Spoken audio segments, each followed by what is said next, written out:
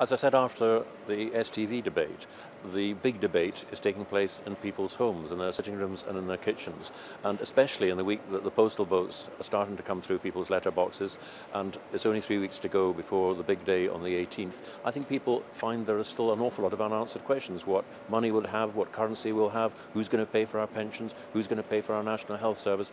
After 3.5 hours prime time debate, undecided voters don't have the answers to these questions, which is why increasingly a majority are saying no thanks. These debates are part of a bigger process, but the real discussions is taking place not between politicians, but between people who are concerned about the future for their families, for their country. And that's why it's important that we do get answers on what money we'll be using, the currency that we'll be using, who's going to pay for things like the health service, as well as other big questions that remain answered. There's huge risks in relation to independence, and Salmond has never been able to give answers to these key questions, which is why an increasing number of people are just saying, no, we're not doing this. People are going to vote on the basis of what is best for themselves and their families, and of course, Scotland.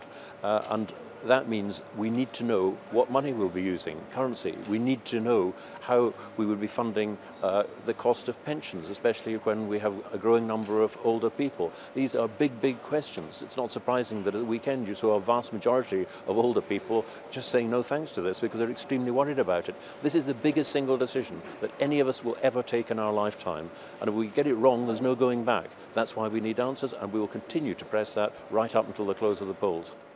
I've always been clear that you can use the pound, you can use the ruble, you can use the yen, you can use the dollar. I've been saying that for months. It's a rotten option. Panama does that with the US dollar, and yet whereas we spend half of our wealth on public services, things like schools and hospitals, they spend half of that, a quarter of that. You know, I don't want to live in a country like Panama that has public services that we would just find totally unacceptable. So you can do it, but it's a rotten option.